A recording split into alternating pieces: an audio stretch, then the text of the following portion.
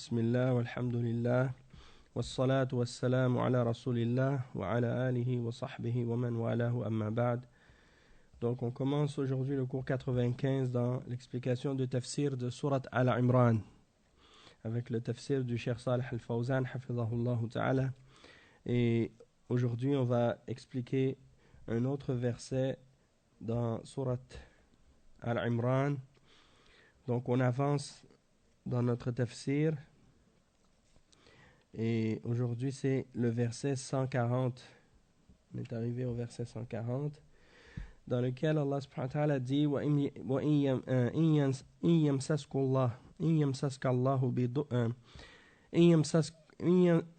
subhanallah إن يمسسكم قرح فقد مس القوم قرح مثله وتلك الأيام نداولها بين الناس وليعلم الله الذين آمنوا ويتخذ منكم شهداء والله لا يحب الظالمين.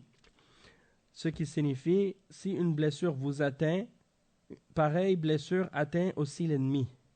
Ainsi faisons-nous alterner les jours bons et mauvais parmi les gens, afin qu'Allah reconnaisse ceux qui ont cru et qu'il choisisse parmi vous des martyrs. Et Allah n'aime pas les injustes. Naam, donc, on va lire qu'est-ce que ça signifie ce verset.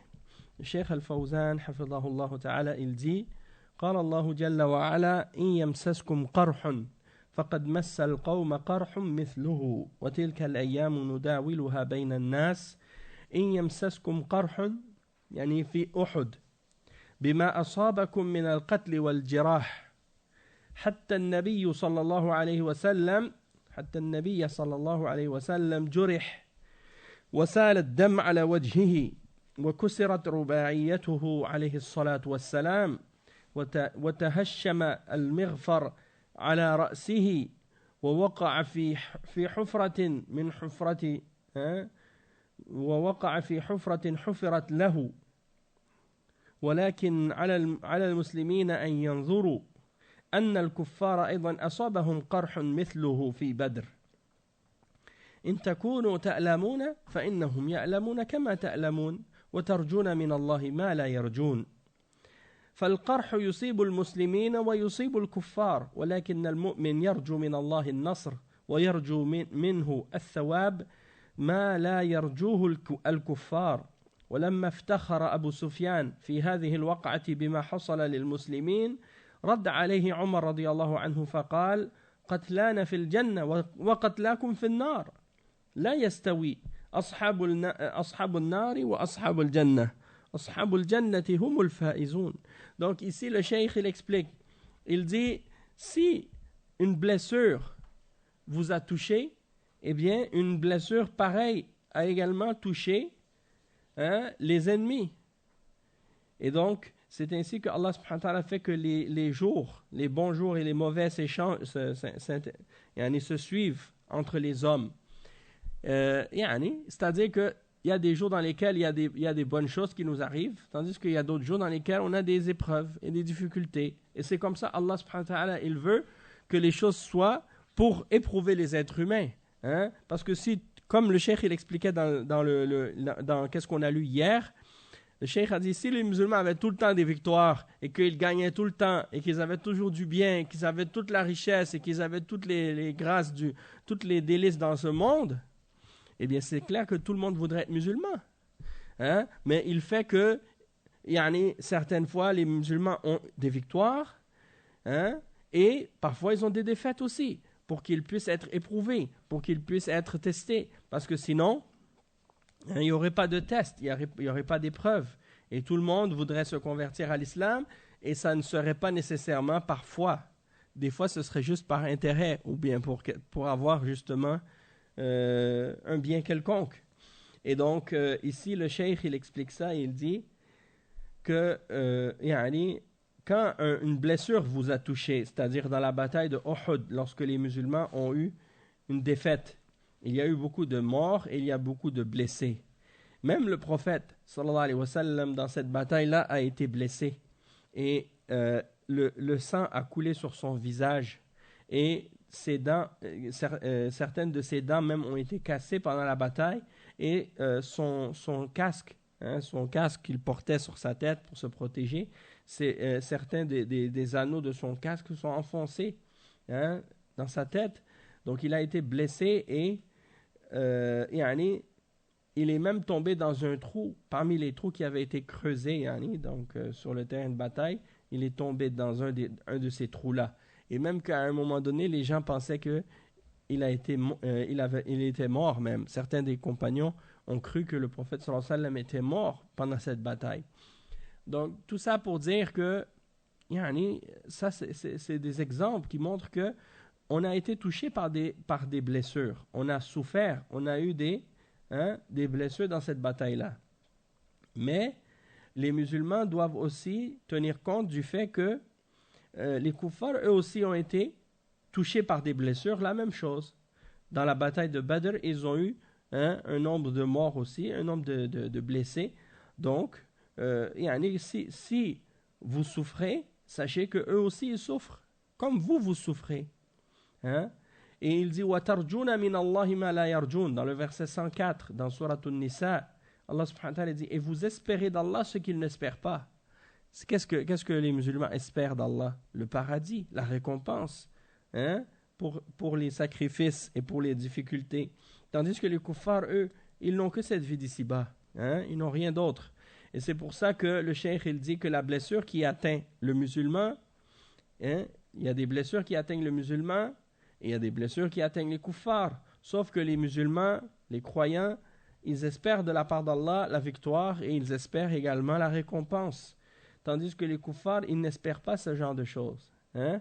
Et lorsque Abu Sufyan, après la bataille, lorsque les mushrikines s'en retournaient à Mecca après avoir eu cette victoire contre les musulmans dans cette bataille-là, eh bien, ils étaient en train de s'en aller. Puis, Abu Sufyan, il a dit, en s'en allant, il a dit, quand il était au loin, il a dit, ça c'est pour qu'est-ce qui était arrivé à Badr. Hein? On a payé, on s'est vengé aujourd'hui de qu'est-ce qu'on avait eu comme perte, hein, et comme mort dans la bataille de Badr. Et Omar ibn al-Khattab, il a répondu, il a dit, nos morts sont au paradis, tandis que vos morts sont en enfer. Donc ça veut dire que c'est pas la même chose. Hein? Même si nous on a eu une perte, c'est vrai, on a eu des frères qui sont morts pendant cette bataille. Sauf que nos frères à nous qui sont morts sur le terrain de bataille sont au paradis, tandis que vous, hein, vos morts sont en enfer. Et le cheikh il a cité le verset 20 dans Surat Al-Hashr, dans lequel Allah subhanahu wa ta'ala dit ils ne sont pas égaux les compagnons du paradis et les compagnons de l'enfer et les compagnons du paradis ne sont pas égaux. Les compagnons du paradis, ce sont eux qui ont le succès, ce sont eux les gagnants. Humul faizun. Ensuite, il explique la suite du verset quand Allah subhanahu wa ta'ala dit wa tilkal ayyam nudawiluha bayna an-nas an-nasr wal hazima يداولهما الله بين الناس فتارة ينصر المسلمين وتارة ينصر العدو إذا حصل من المسلمين خلل نصر عليهم العدو بسبب من المسلمين أنفسهم قال تعالى أولما أصابتكم مصيبة قد أصبتم مثليها قلتم أنى هذا قل هو من عند أنفسكم إن الله على كل شيء قدير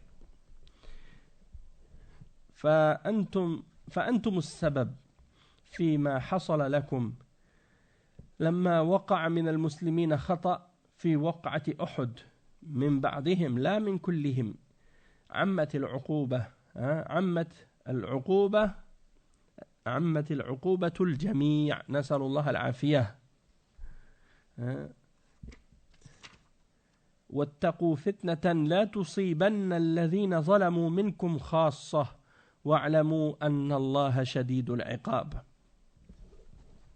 Donc le cheikh il dit donc Allah subhanahu wa ta'ala il mentionne dans la suite du verset wa tilkal ayyam nudawiluha bayna an-nas, c'est-à-dire les jours, hein, les jours, Allah subhanahu wa ta'ala, ces jours-là, il les fait se succéder les uns les autres. Et c'est-à-dire que dans ces jours-là, dans les jours, c'est-à-dire les jours dans lesquels on vit sur terre, il fait en sorte que les choses s'alternent. C'est-à-dire que des fois, il y a un bien et des fois, il y a quelque chose de mal qui nous arrive, et d'autres jours qu'il y a du bien et d'autres jours qu'il y a du mal. Et donc, c'est comme ça que les choses s'alternent pour que les hommes soient éprouvés. Et c'est pour ça que le cheikh, il dit que parfois on a une victoire, parfois on a une défaite. Et Allah subhanahu wa ta'ala, il fait que les choses s'alternent comme ça entre les gens. Parfois les musulmans ont la victoire, parfois les ennemis ont la victoire sur les musulmans. Lorsque les musulmans ont quelque chose, par exemple, ils ont fait un péché ou ils ont désobéi, ou bien ils ont une défaillance quelconque, Allah donne la victoire à leurs ennemis sur eux, à cause des musulmans eux-mêmes, qui, lorsqu'ils ont désobéi par exemple, et Allah les punit en faisant en sorte qu'ils aient une défaite. Et ici, le cheikh il mentionne le verset 165 dans Surat Al-Imran, lorsque Allah subhanahu wa ta'ala dit, on n'a pas encore expliqué ce verset-là, mais on y arrive. Allah subhanahu wa ta'ala, il dit dans ce verset, est-ce que quand un malheur vous touche et votre ennemi a été touché par le double de ce malheur, vous dites à ce moment-là, Anna hada, d'où est-ce que ça vient? Pourquoi on a ce malheur-là? Pourquoi on est touché par cette défaite? Et Allah subhanahu wa ta'ala dit, dis ô Muhammad à ces gens-là, Qul huwa min indi anfusikum, ça vient de vous-même, ça vient de vous-même ce malheur.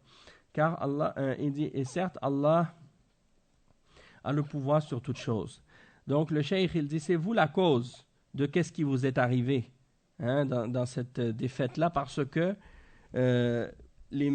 certains musulmans, pas tous les musulmans, mais un groupe d'entre eux ont désobéi dans la bataille de Uhud. On connaît l'histoire. Donc certains parmi les croyants ont désobéi, et non pas tous. Sauf que le châtiment a été généralisé, c'est-à-dire tout le monde a été puni pour l'erreur de ce petit groupe-là. Nasallallahu al-afiyah.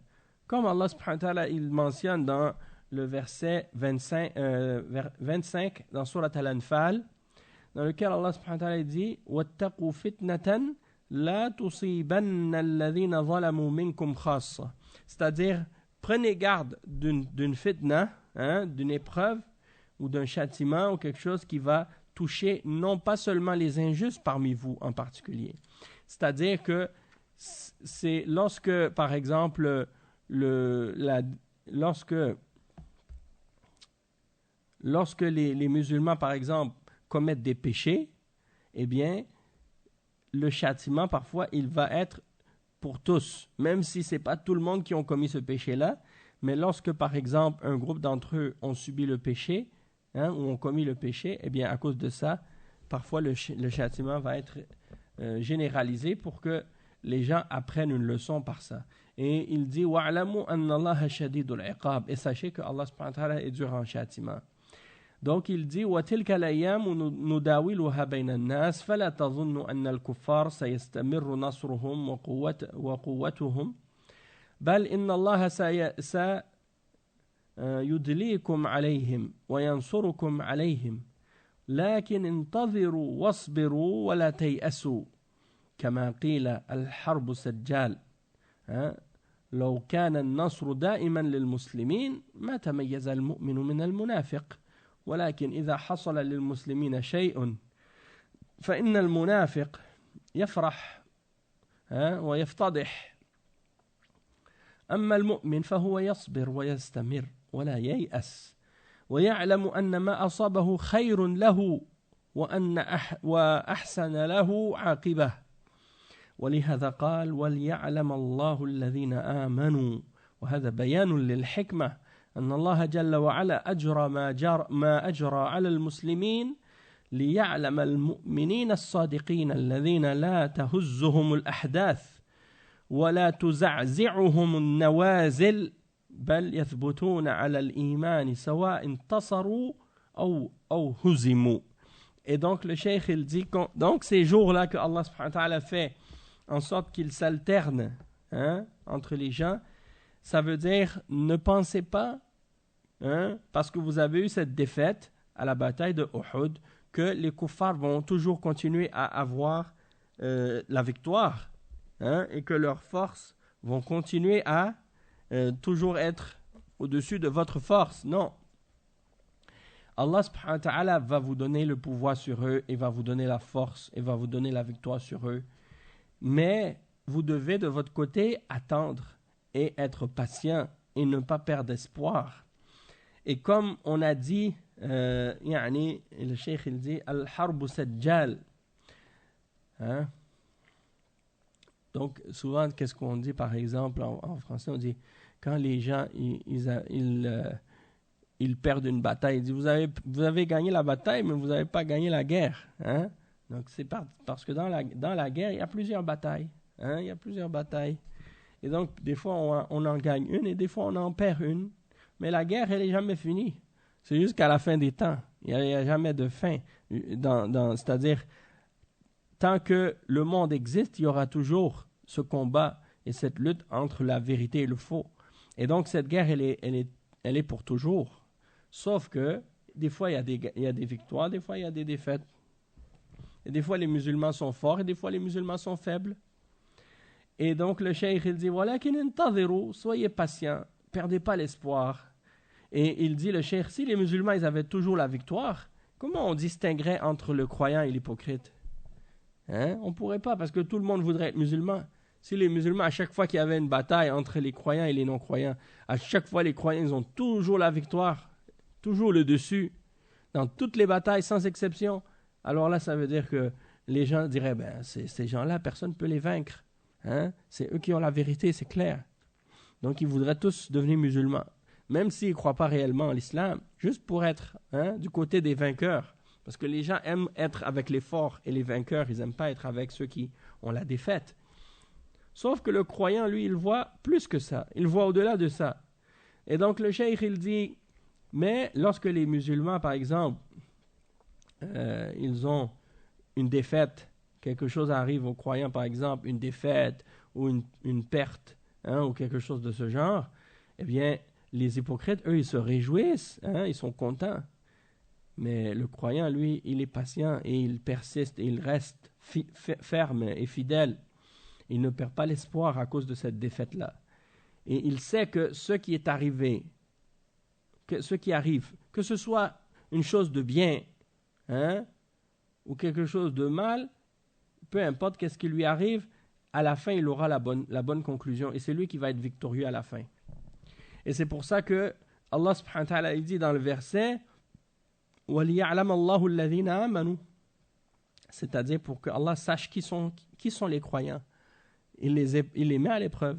C'est pour les tester en fait. Et il dit وَهَذَا بَيَانٌ لِلْحِكْمَةِ.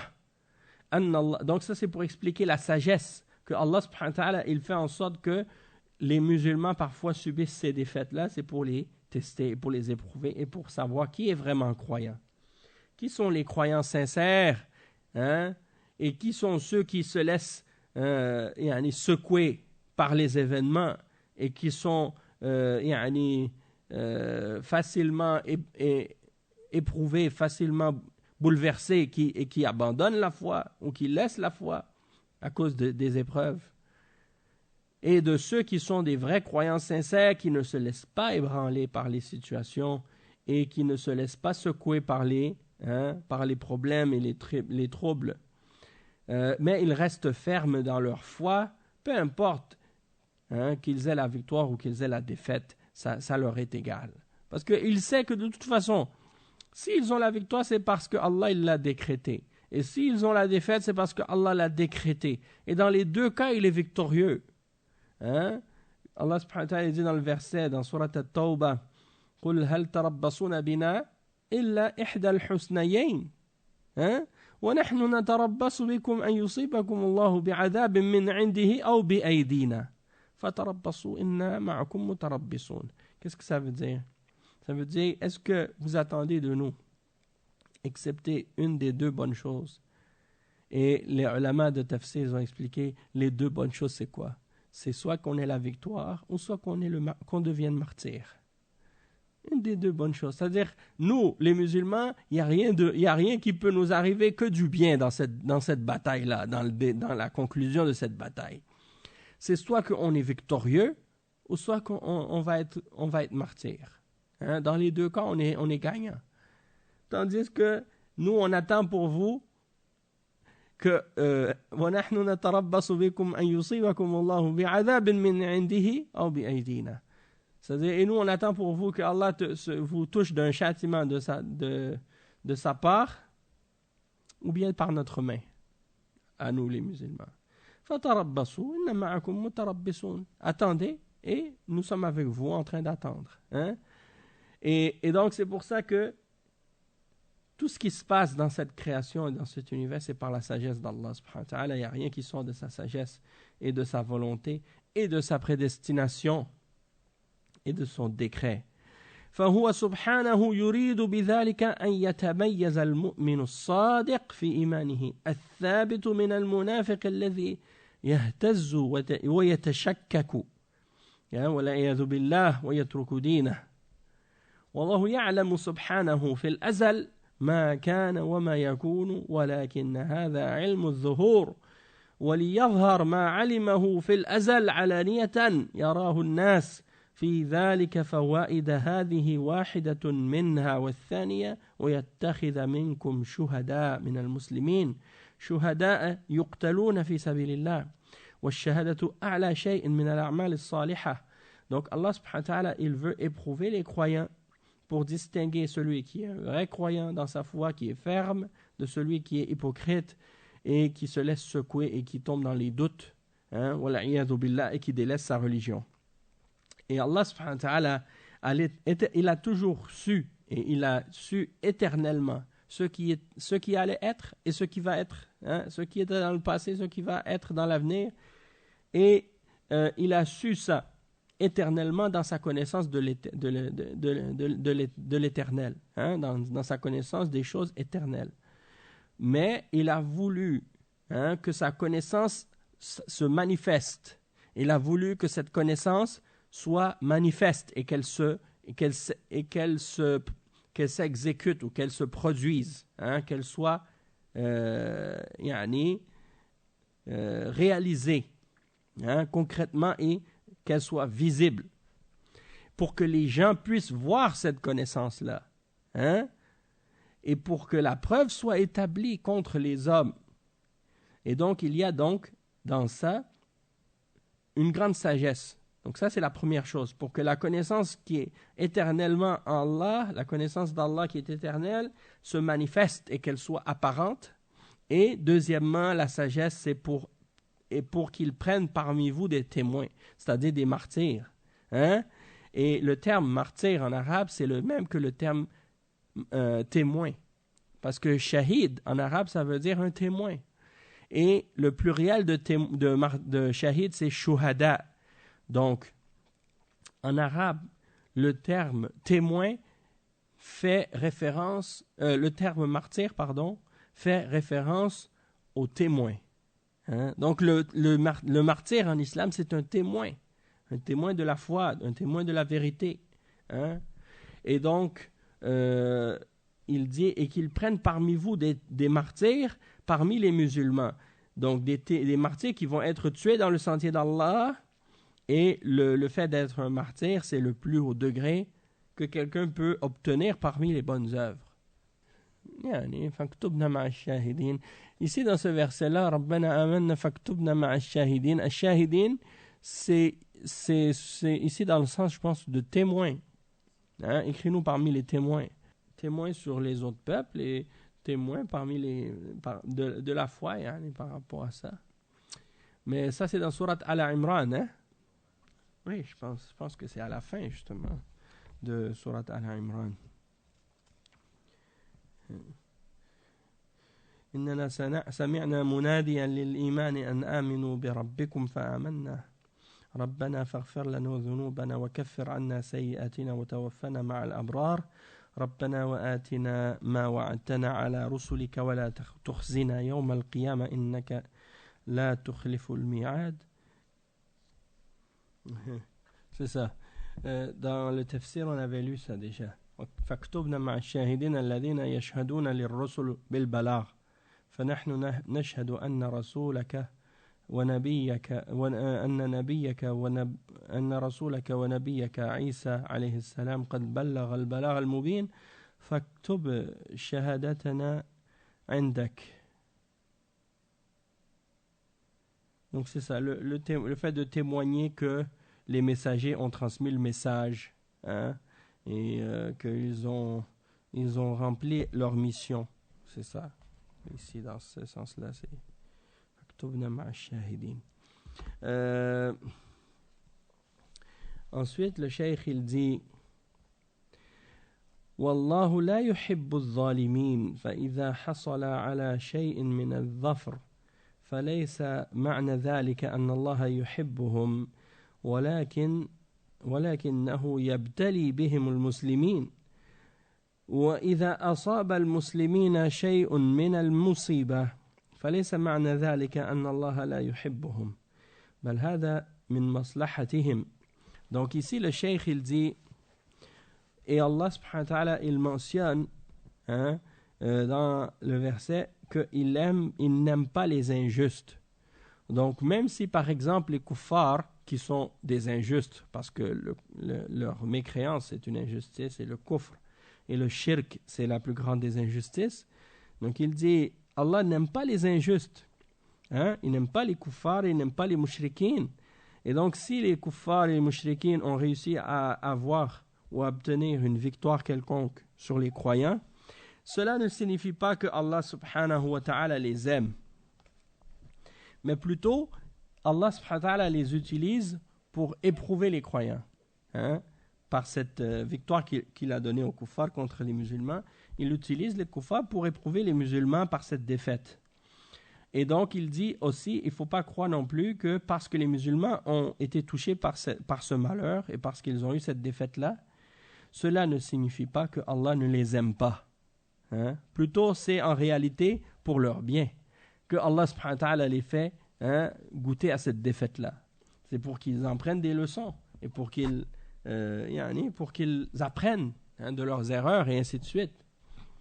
Et la troisième sagesse qui est mentionnée dans le verset وَلِيُمَحِّصَ اللَّهُ الَّذِينَ آمَنُوا فَمَا جَرَى مِنَ الْمِحَنِ ويجري على المسلمين فهو تمحيص وتخليص لهم من ذنوبهم يكفر الله به عنهم سيئاتهم فهم بحاجة إلى التطهير وهذا من رحمة الله سبحانه وتعالى بهم أنه يطهرهم في هذه الدنيا حتى يلقوه طاهرين وطيبين. Donc le cheikh il dit, et la troisième sagesse, pourquoi Allah subhanahu wa ta'ala fait que les croyants ils ont des défaites parfois, c'est justement parce que Allah subhanahu wa ta'ala veut les nettoyer, veut les purifier par ses épreuves. Et il veut les purifier de ces péchés qu'ils ont commis et expier leurs péchés et leur pardonner ces péchés. Donc ils ont besoin de purification. Et donc Allah subhanahu wa ta'ala les éprouve pour les purifier dans cette vie d'ici-bas, pour qu'ils le rencontrent dans l'au-delà, alors que ils ont été purifiés de tout péché. Et le cheikh il dit ثم بين سبحانه أنه لا يترك عباده بدون اختبار فلو تركهم بدون اختبار وابتلاهم ما حصلت هذه المصالح ولا تميز المؤمن من المنافق ولهذا قال أم حسبتم أن تدخلوا الجنة ولما يعلم الله الذين جاهدوا منكم ويعلم الصابرين فلا تدخلوا الجنة بدون ابتلاء وبدون امتحان وتمحيص. الجنة ما تدرك إلا بالجهاد في سبيل الله وبالأعمال الصالحة وبطاعة الله والصبر والاحتساب ومجاهدة النفس. الجهاد فيه مشقة وفيه خطر وصلاة الليل فيها تعب وصيام رمضان فيه تعب والصلوات الخمس فيها تعب فالعبادات فيها تعب وليست برفاهية وإنما فيها تعب للنفوس وتعب للأبدان والجنة محفوفة بالمكاره كما قال النبي صلى الله عليه وسلم أما النار فهي محفوفة بالشبهات بالشهوات. Le cheikh il dit ensuite, puis Allah subhanahu wa ta'ala il clarifie donc qu'il ne va pas laisser ses serviteurs sans avoir un test et sans avoir une épreuve. Si Allah subhanahu wa ta'ala les laissait sans épreuve et sans test, il n'obtiendrait pas ces bienfaits. Il n'obtiendrait pas tous ces bienfaits-là. Et il n'y aurait pas cette distinction entre les croyants et les hypocrites. Et c'est pour ça que Allah subhanahu wa ta'ala il dit dans le verset suivant, le verset 142, « Est-ce que vous pensez que vous allez rentrer au paradis sans que Allah subhanahu wa ta'ala sache qui parmi vous a lutté et a fait le djihad. Il a fait le djihad, c'est-à-dire il a lutté, il a fait des efforts et qu'il connaisse ceux d'entre vous qui sont patients. Et quand on dit qu'ils connaissent, parce que Allah subhanahu wa ta'ala, il connaît déjà qui est patient et qui va faire le djihad, il le sait déjà. Mais c'est pour que sa connaissance se manifeste et pour que les choses soient visibles à tous. Et il dit ensuite, donc vous n'entrerez pas au paradis sans avoir été éprouvé et sans avoir été testé et sans avoir été purifié. Et le paradis, il ne peut s'obtenir sans djihad dans le sentier d'Allah. Donc il faut qu'il y ait le djihad, absolument. Ce n'est pas nécessaire que ce soit obligatoirement le djihad avec les armes. Ça peut être le djihad avec la langue, ça peut être le djihad avec la plume, ça peut être le djihad avec le cœur, mais il faut qu'il y ait un djihad. Ça ne peut pas être un djihad, ça ne peut pas être un paradis sans djihad, ça ne se peut pas. Il faut que le croyant il fasse des efforts et qu'il lutte et qu'il soit éprouvé dans sa religion et dans sa foi pour établir les preuves de sa sincérité. Et donc il faut pas demander la fitna, il faut pas demander la fitna pour soi-même, mais une fois que la fitna est là, il faut rester ferme, il faut être patient, il faut endurer. Il faut chercher la récompense d'Allah dans cette patience. Et il faut lutter et faire des efforts contre notre âme. Et lutter, ça demande de l'effort. Et donc, c'est difficile. Et il y a un danger dedans aussi. Il y a un danger dedans. La prière de nuit, il y a de la fatigue dedans. Le fait de jeûner le mois de Ramadan, il y a de la fatigue là-dedans. Le fait de faire les 5 prières par jour, il y a de la fatigue là-dedans. Et le fait de faire les adorations, il y a de la fatigue dedans. Ce n'est pas des divertissements pour s'amuser qu'on fait ça. Il y a des gens, parfois j'ai remarqué ça, surtout chez les hizbiyin, les gens de bid'a. Ils veulent toujours essayer de faire paraître les activités qu'ils font pour l'islam comme si c'était des divertissements, comme s'ils veulent juste pour s'amuser. Allah al-Musta'an. Même des fois, j'ai vu certains prêcheurs, ils font des vidéos sur YouTube. Et c'est comme si on dirait ils veulent divertir. Comme les émissions de divertissement des koufars. Eux, ils veulent faire des émissions de religion ou des trucs de religion, mais qui divertissent. Juste pour que les gens s'amusent. Pour que les gens soient distraits. Et non pas pour les éduquer réellement. Si quelqu'un n'est pas capable de s'éduquer lui-même, et d'habituer son âme à supporter certaines difficultés, à écouter par exemple un cours ou une leçon qui est un petit peu, disons, qui demande un petit peu de concentration et qui n'est pas aussi distrayante Parce que si tu regardes vraiment, les gens qui, par exemple, passent beaucoup de temps à regarder la télévision, regarder des séries, regarder des films, ils peuvent rester assis pendant des heures et ils ne se fatiguent pas. Hein? Et peut-être à un certain moment donné, ça y est, ils n'en peuvent plus, là, ils vont arrêter, mais il y a des gens comme ça, ils passent beaucoup d'heures, même des jeux vidéo, il y en a qui passent des heures. Hein? Une fois, je suis tombé sur YouTube comme ça, sur des vidéos de gens qui, c'est des gens qui se filment en train de jouer à un jeu vidéo, et il y a des gens qui regardent des vidéos de gens qui jouent, qui se filment en train de jouer. Ils regardent des gens se filmer en train de jouer à des jeux vidéo. Donc ça c'est pour dire, yani Allah musta'an. Ils ne se fatiguent pas, ces gens-là, des heures et des heures et des heures.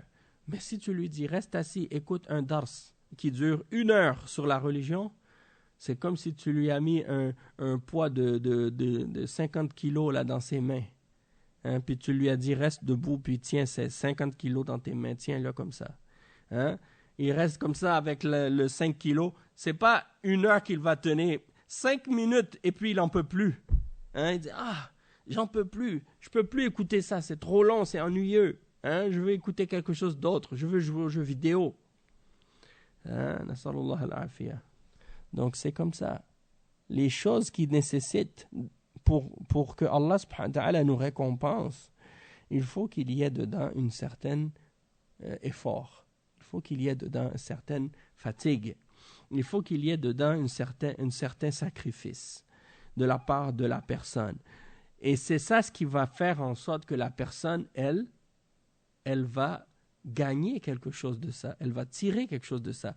Si quelqu'un, par exemple, il veut développer ses muscles, hein, il dit, moi je veux développer mes muscles, mais je ne veux pas développer mes muscles en faisant des efforts. Je veux développer mes muscles sans bouger.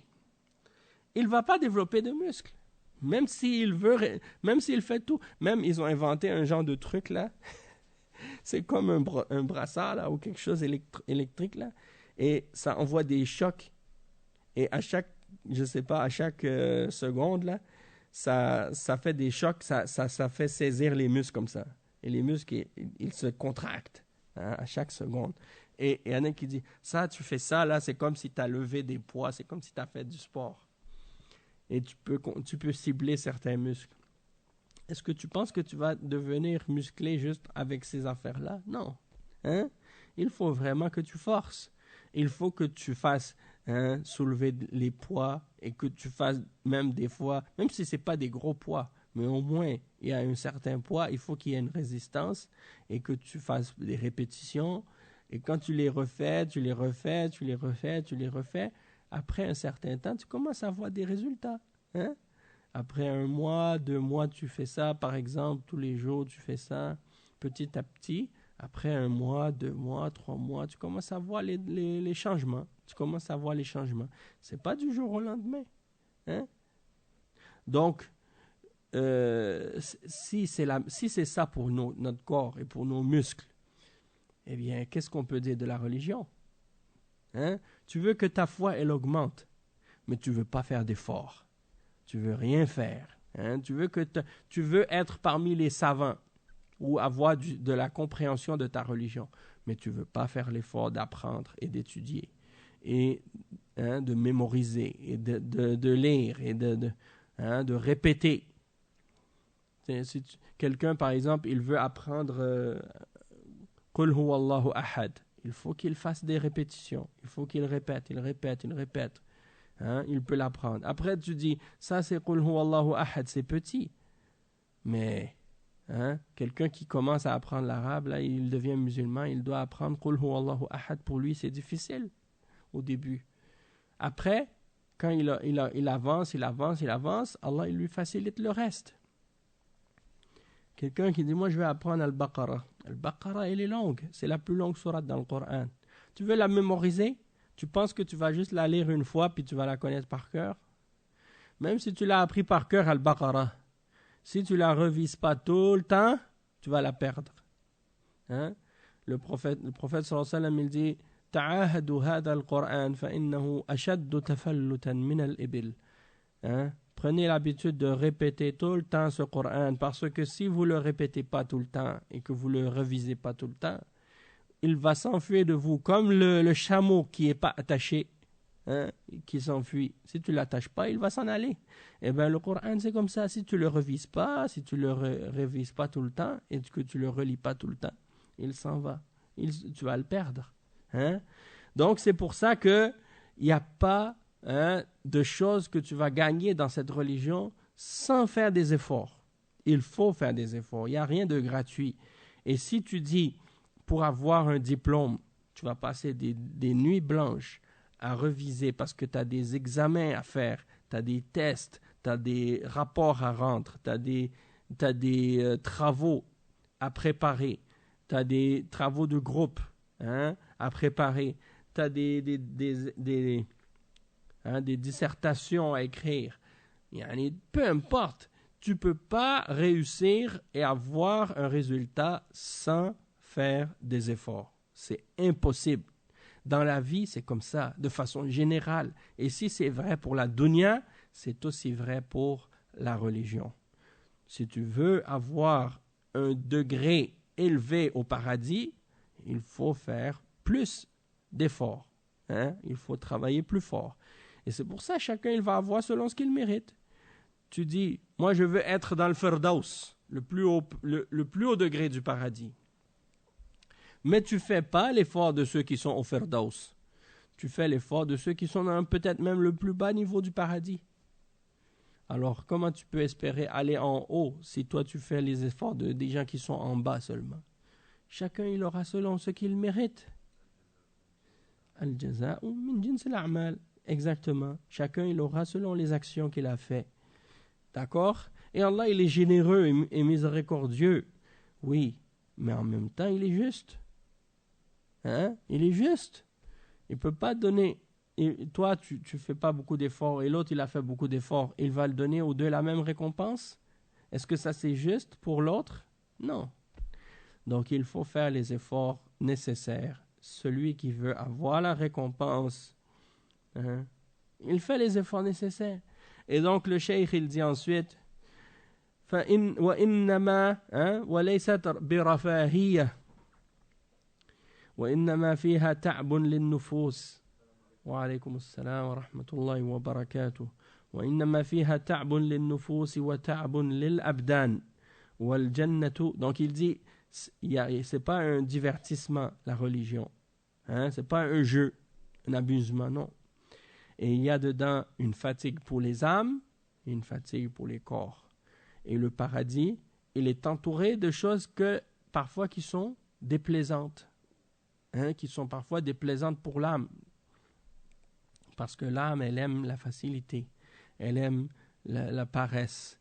Elle aime le laisser aller. Elle n'aime pas l'effort. Tandis que l'enfer, il est entouré de toutes les tentations et les plaisirs et les désirs.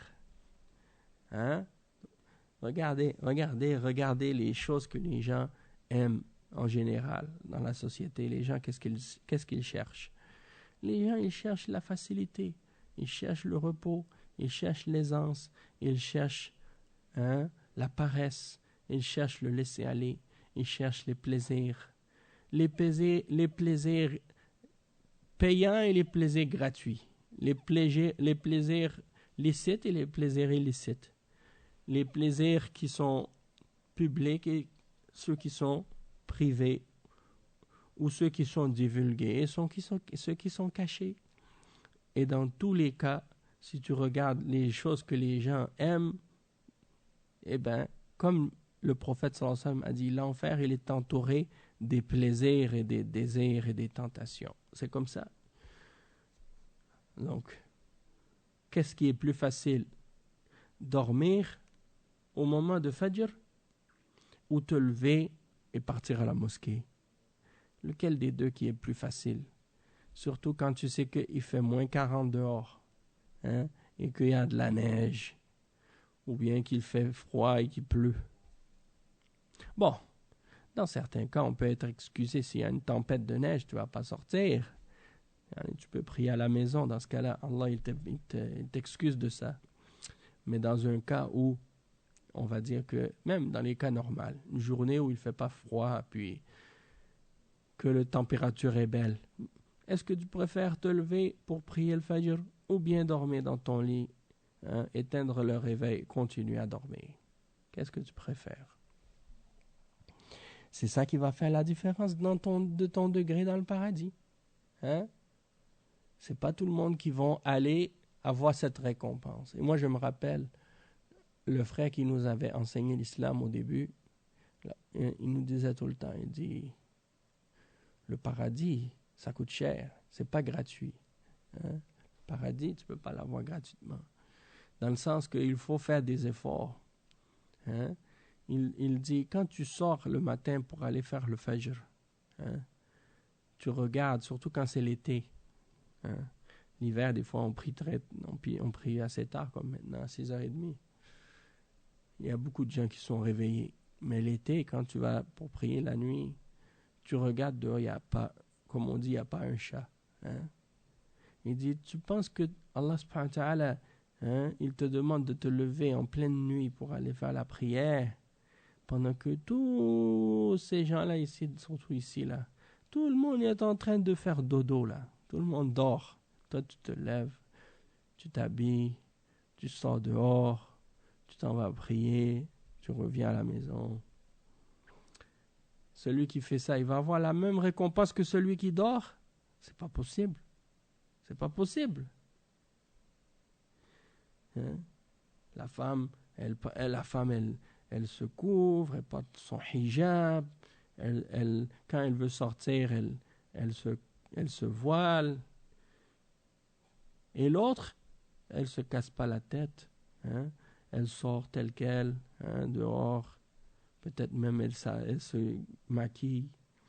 Elle se met ses vêtements qui montrent son corps et sort dehors. Est-ce que les deux, elles sont égales? Est-ce que les deux vont avoir la même situation au jour de la résurrection? C'est pas possible. Chacun, il va avoir selon les efforts qu'il a fait. Et donc, regarde, c'est sûr. Qu'est-ce qui est plus facile? Sortir sans voile, c'est plus facile, c'est moins de problèmes. Mais le paradis, il est entouré des tentations et des désirs. L'enfer, il est entouré de quoi? Des choses qui sont plus difficiles, qui sont plus déplaisantes pour l'âme. Il faut faire des efforts, ça veut dire. Il dit, le cheikh ensuite, يقول ضعيف الإيمان أو المنافق لماذا الآن المسلمون في ضعف؟ الكفار في رقي وفي تقدم وحضارة وصناعة وغير ذلك ولا يعلم الحكمة من الله سبحانه وتعالى في هذا فالله جل وعلا وإن أعطى الكفار ما أعطاهم فليس ذلك محبة لهم وإنما أعطاهم إياها زيادة عذاب لهم وأن المسلمين ما زوى الله عنهم ما زوى من النعمة والغنى بغضا لهم وإنما هو مثل الحمية التي يحمى بها المريض لأجل أن يتشافى من آلام هذه الدنيا فهو سبحانه لا يجري هذه الأمور محبة للكفار بإعطائهم الدنيا وزهرتها ولا بغضا للمسلمين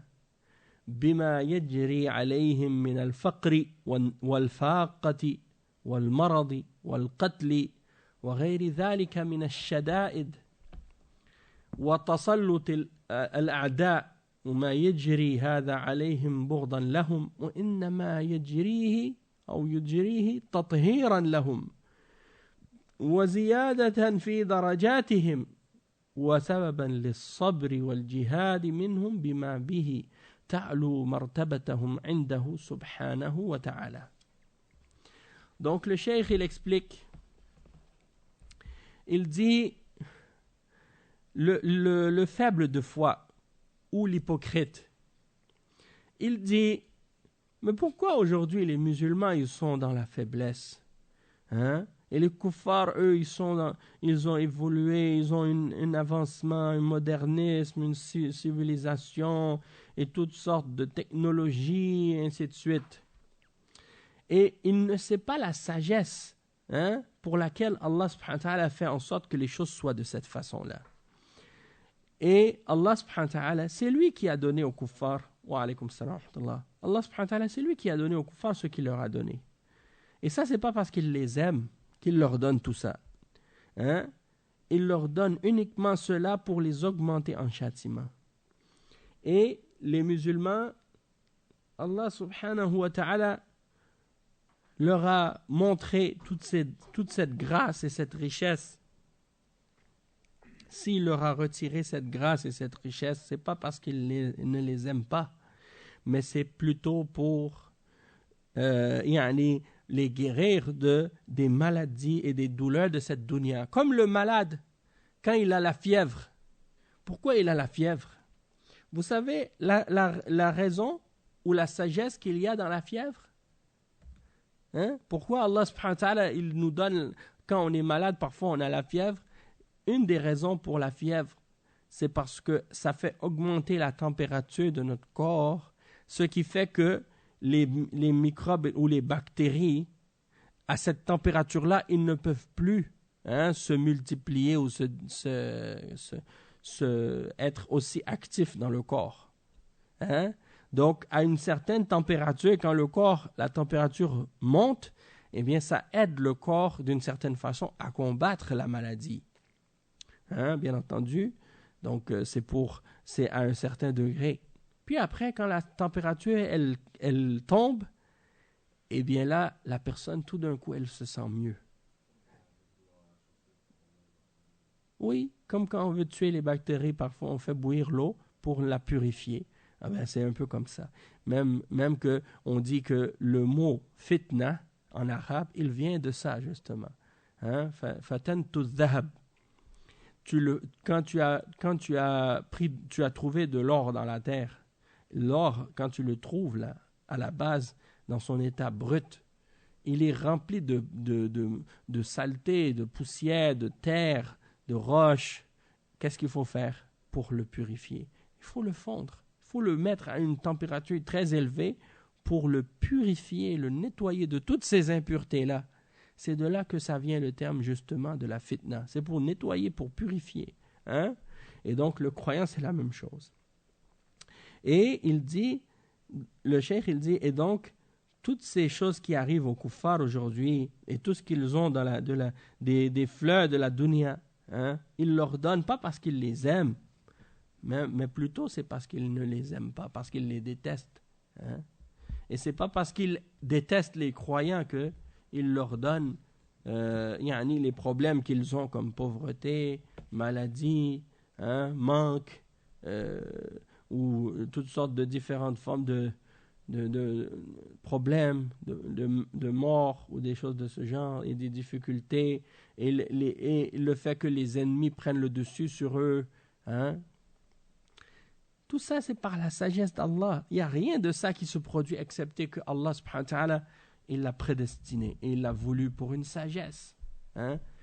Et donc, tout ce qui arrive aux croyants, c'est pas parce que il les déteste, mais c'est pour les purifier.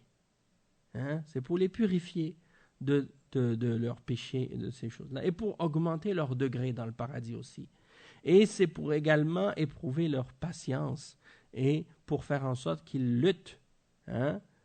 Qu'ils luttent et pour qu'ils s'élèvent en degré par cette lutte. Parce que quand tout va bien et quand tout est aisé et tout est bien, tout est facile, il n'y a pas de lutte, il n'y a pas d'effort, il n'y a pas d'épreuve, il n'y a pas de distinction dans ce cas-là. C'est pour ça qu'aujourd'hui, tu vois, comme par exemple, les kuffars, ils disent... il y a des fois, vous savez, dans les pays de Kouf maintenant, il y a beaucoup de musulmans qui sont des gens qui sont justement... comment on dit, des gens profiteurs, des opportunistes. certains gens qui viennent des pays musulmans, qui sont des opportunistes. Ils viennent dans les pays de Kufr et puis ils jouent la victime. Et ils utilisent le discours que les kuffars veulent entendre justement pour essayer de se créer une place chez eux, pour se faire élever et accepter parmi eux, en critiquant l'islam et les musulmans. Et donc tu les vois comme ça, ils espèrent quoi? Ils espèrent d'obtenir quelque chose. Pourquoi ils font ça? Parce qu'ils savent que les musulmans aujourd'hui sont en faiblesse et que les kuffars sont en force. Si les musulmans étaient en force et que les kuffars étaient en faiblesse, est-ce que vous pensez qu'ils feraient ça? Jamais. Ils ne pourraient pas faire ça. Ce serait ridicule pour eux de faire ça. Si les pays du tiers-monde aujourd'hui, c'était l'Europe et l'Amérique, et que les musulmans, ces musulmans-là, ils ne voudraient même pas venir vivre ici. Ils ne voudraient pas. Au contraire, c'est eux qui viendraient pour émigrer, pour venir vivre dans les pays musulmans. Naam, c'est la vérité.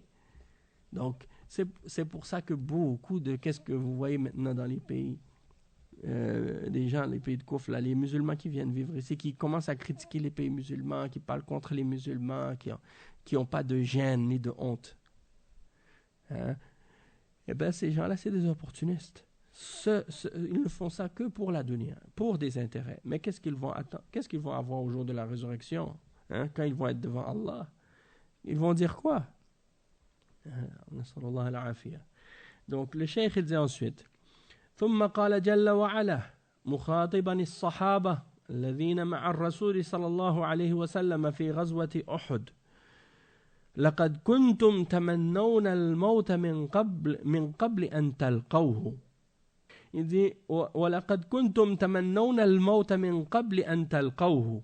كان من الصحابة رضي الله عنهم من تأسف على عدم حضوره وقعة بدر تأسفا شديدا على ذلك، وتمنى أن تجري معركة أخرى فيحضرها ليعوض ما فات في وقعة بدر، فالله جاء لكم بالجهاد في سبيله فعليكم بالوفاء بما تتمنونه من قبل أن تلقوه، يعني من قبل أن تلقوا العدو في هذه المعركة فقد رأيتموه، رأيتم الموت، يعني رأيتم الموت وأسبابه وهو القتل والجراح والدماء وأنتم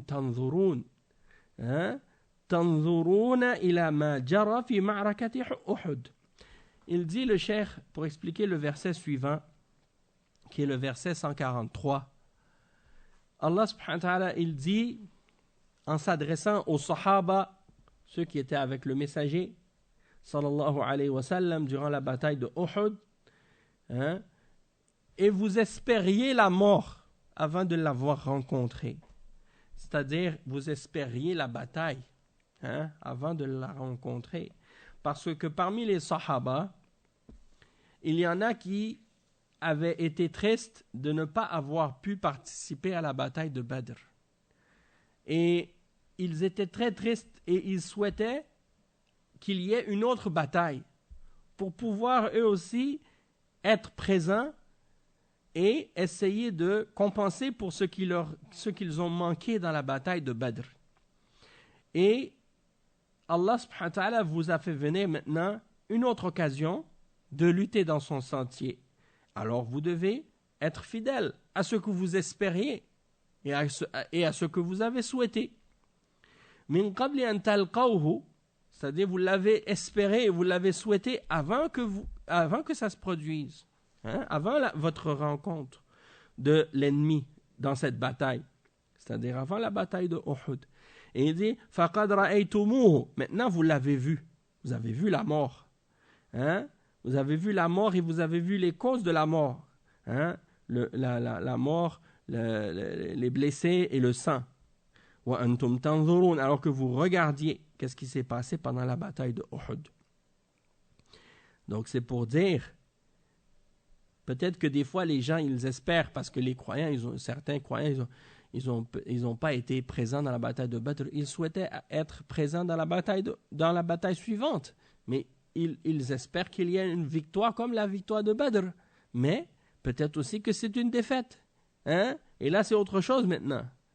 Et il dit, le cheikh, ثم قال جل وعلا وما محمد إلا رسول قد خلت من قبله الرسل فمحمد عليه الصلاة والسلام ليس بدعا من الرسل وإنما سبقه من الرسل من سبقه فهو عبد رسول وليس له من الألوهية شيء أو من التصرف في الكون شيء أو أنه قادر على أن ينقذكم مما حصل عليه وعليكم في أحد وهذا بيد الله سبحانه وتعالى أفإن مات أو قتل انقلبتم على أعقابكم وذلك لأنه أشيع يوم أحد أن الرسول قتل فأصاب المسلمين الحزن الشديد على قتله صلى الله عليه وسلم وألقوا بأيديهم من الندم والحزن على الرسول صلى الله عليه وسلم وهذا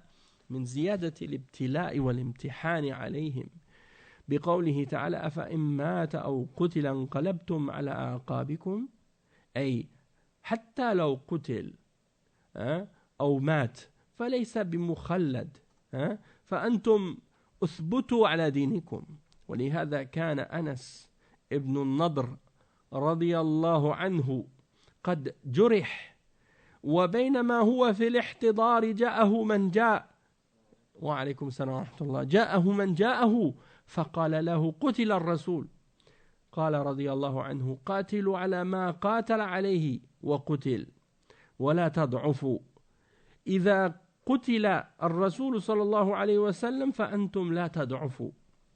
Le cheikh il dit, puis ensuite Allah subhanahu wa ta'ala dit, et Mohammed n'est qu'un messager. Il y a eu avant lui beaucoup de messagers. C'est-à-dire que le prophète Mohammed sallallahu alayhi wa sallam, c'est pas une innovation parmi les messagers. Il a été précédé par beaucoup de messagers avant lui. Et il est un serviteur et un messager. Il n'a rien et il n'a aucun droit à l'adoration. Il n'a aucune part de la divinité et il n'a aucun droit à l'adoration. Et il n'a pas non plus aucun contrôle de quoi que ce soit dans l'univers. Et il n'est pas non plus capable de vous sauver de ce qui lui arrive ou de ce qui arrive à l'un d'entre vous. Parce que cela est entre les mains d'Allah seulement. Et Allah subhanahu wa ta'ala, il pose une question par la suite. Et est-ce que s'il meurt ou s'il est tué, vous allez revenir sur vos talons? C'est-à-dire vous allez renier la foi et revenir à la mécréance? Parce que pendant la bataille de Uhud, il y a une rumeur qui a circulé à un moment donné pendant la bataille que le messager sallallahu alayhi wa sallam avait été tué. Alors à ce moment-là, les musulmans ont été touchés par une tristesse et ils ont été affligés sévèrement. Et certains d'entre eux ont baissé les bras par tristesse et par remords et regrets. Et ça a été une épreuve supplémentaire et une épreuve et un test supplémentaire pour les croyants. Et Allah subhanahu wa ta'ala, il a dit justement par rapport à ça, est-ce que s'il meurt ou s'il est tué, vous allez revenir sur vos talons? Et il dit, c'est-à-dire, même s'il est tué ou s'il meurt, il n'est pas éternel. Il faut s'attendre à ça. Et soyez ferme dans votre religion malgré tout. Wa alaykum assalam wa rahmatullahi wa barakatuh. Et un d'entre les sahaba qui avait été blessé pendant cette bataille, qui s'appelle Anas ibn Nadr, alors qu'il était en train d'attendre la mort, parce qu'il était blessé, un homme est venu le voir et lui a dit, le messager a été tué. Sallallahu alayhi wa sallam. Alors, Anas a dit, radiyallahu anhu, alors vous aussi, combattez comme il a combattu. Et sur ce sur quoi il a combattu. Et faites-vous tuer aussi comme il a été tué et ne faiblissez pas. Donc si le messager a été tué, alors vous aussi combattez et ne soyez pas faibles, ne soyez pas affaiblis. Et il dit ensuite انقلبتم على أعقابكم فإن مات أو قتل انقلبتم على أعقابكم فالرسول صلى الله عليه وسلم بشر لا يدوم وقد خلت من قبله الرسل الذين ماتوا أو قتلوا وما جعلنا لبشر من قبلك الخلد أفإن مت فهم الخالدون كل نفس ذائقة الموت فالرسول صلى الله عليه وسلم بشر يأتي عليه المرض ويأتي عليه الموت ويأتي عليه الجراح والإصابة مثل ما يجري على البشر ولكن الحق يبقى ولو مات الرسول صلى الله عليه وسلم فمن أراد النجاة فليستمسك بما جاء به الرسول صلى الله عليه وسلم. Donc le cheikh il explique et il dit يعني s'il meurt ou s'il est tué, est-ce que vous allez revenir sur vos talons? Le messager Mohammed sallallahu alayhi wa sallam est un être humain, il n'est pas éternel. Et avant lui, il y a eu des messagers qui sont morts et qui ont été tués eux aussi. Et comme Allah il le dit dans le verset 34 et 35 dans Surat Al-Anbiya, nous n'avons donné à aucun homme avant toi l'éternité. Est-ce que si tu meurs, est-ce qu'eux ils vont rester éternels? Chaque âme doit goûter la mort. Et donc le messager, il n'est qu'un être humain. Et il est parfois touché par la maladie, il est parfois touché par la mort aussi, et il est touché par des blessures et d'autres choses. De la même manière que cela peut arriver à n'importe quel être humain. Sauf que la vérité, même s'il meurt, la vérité reste. Même s'il meurt, la vérité reste.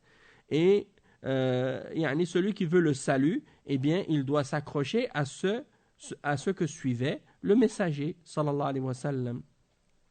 ولهذا لما مات الرسول صلى الله عليه وسلم بعد ذلك وثبت موته أصاب المسلمين الحزن الشديد وجثوا على الركب فلم يستطيعوا أن يتحركوا حتى عمر بن الخطاب رضي الله عنه أصابه ما أصابهم وجعل يهدد من يقول إن الرسول صلى الله عليه وسلم قد مات حتى جاء أبو بكر رضي الله عنه في هذه الحالة وكان غائبا في مزرعته خارج المدينة فجاء ولما قالوا له الرسول صلى الله عليه وسلم مات فما كان منه ضعف ولا تضعضع أبدا ودخل على الرسول صلى الله عليه وسلم وهو مسجن بالغطاء عليه الصلاة والسلام وكشف الغطاء عن وجهه وقبله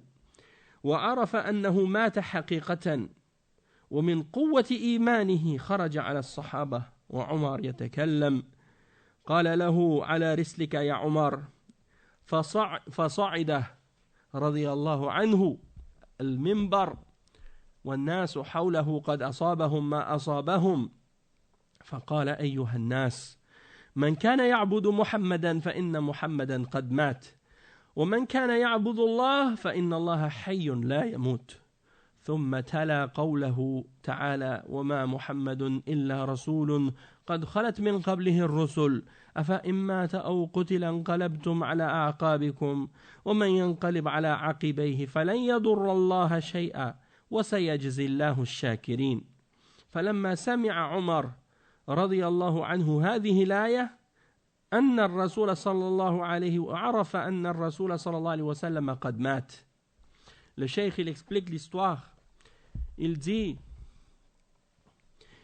et c'est pour ça que lorsque le messager est décédé, sallallahu alayhi wa sallam, après cela plus tard, et que sa mort a été confirmée, les musulmans ont été frappés par une tristesse sévère, une grande tristesse. Et ils sont tombés sur leurs genoux. Ils sont tombés sur leurs genoux.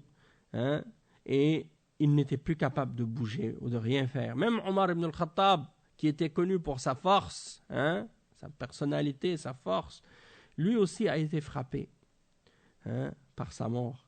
Et il menaçait toute personne qui disait le messager sallallahu alayhi wa sallam est mort.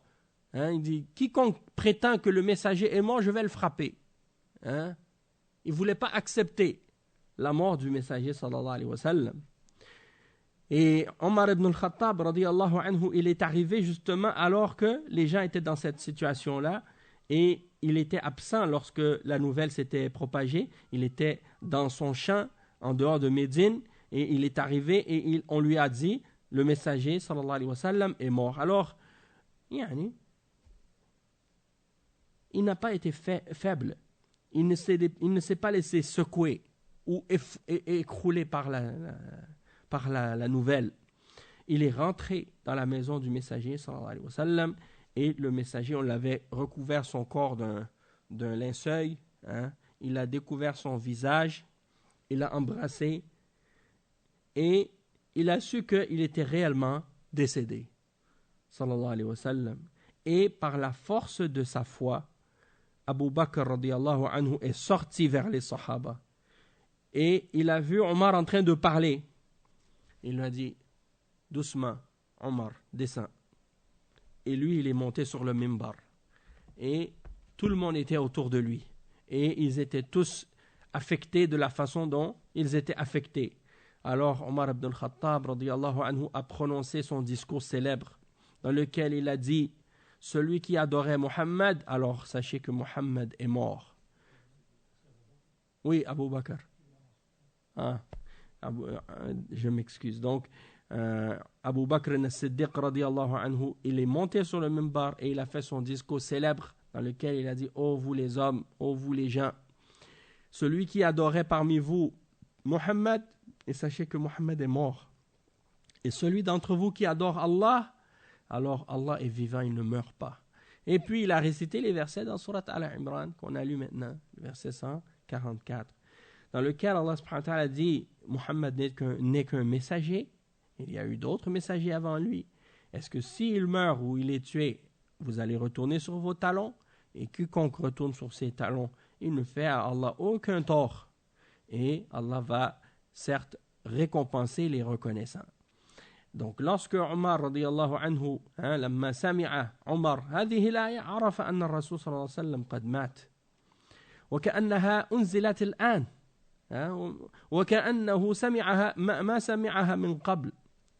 وأعلن أبو بكر وفاته رضي الله عنه ووصاهم بأن يثبتوا على دينهم لأنهم يعبدون الله جل وعلا والله حي لا يموت وإن مات الرسول صلى الله عليه وسلم فقد أدى الأمانة ونصح الأمة وأدى المهمة التي بعث من أجلها وبين الدين بيانا كاملا وترك أمته على البيضاء ليلها كنهارها. هذا موقف أبي بكر رضي الله عنه من وفاة الرسول صلى الله عليه وسلم وثباته في موقف يزلزل الجبال. Donc le cheikh il dit, lorsque Omar a entendu ce verset, il a su que réellement le messager sallallahu alayhi wa sallam était mort parce qu'il ne le croyait pas encore, il refusait de le croire, il refusait de l'accepter. Et quand il a entendu le verset, il a dit, c'est comme si elle était révélée maintenant, comme si je ne l'avais pas entendu auparavant, alors qu'elle était révélée auparavant. Hein? Et à ce moment-là, Omar, Abu Bakr, radiyallahu anhu, il a déclaré la mort de Abu Bakr, la mort du messager, sallallahu alayhi wa sallam, et il a enjoint tout le monde de rester ferme sur sa religion et d'adorer Allah. Parce qu'ils adorent Allah et que Allah il est vivant, il ne meurt pas. Et que si le messager sallallahu alayhi wa sallam meurt, eh bien, le messager a rempli, il a rempli sa mission. Il a remis le dépôt qu'Allah lui avait confié. Le dépôt, c'est la religion, al-amana. Et il a été sincère envers la Ummah. Et il a rempli sa tâche pour laquelle il avait été envoyé. Et il a clarifié la religion d'une façon complète. Et il a laissé la Ummah sur une voie éclatante, claire. Son jour est aussi clair que sa nuit. Et ça, c'est la position donc de Abu Bakr radiyallahu anhu lors du décès du messager sallallahu alayhi wa sallam, et sa fermeté dans une situation dans laquelle même les montagnes tremblaient. Hein? Lui, il est resté ferme.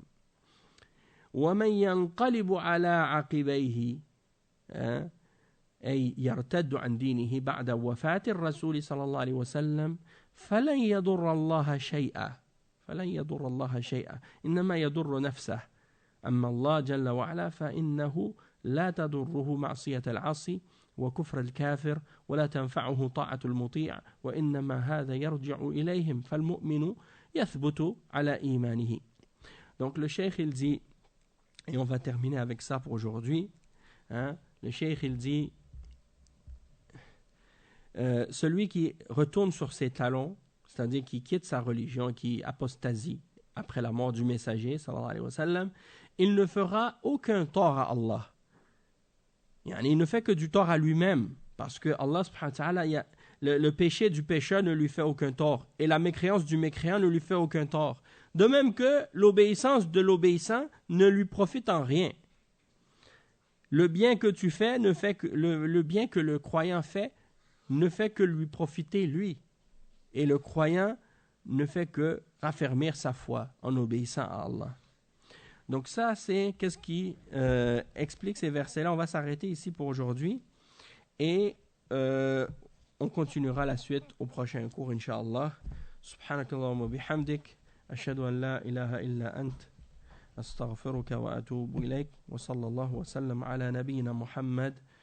وعلى آله وصحبه أجمعين والسلام عليكم ورحمة الله وبركاته.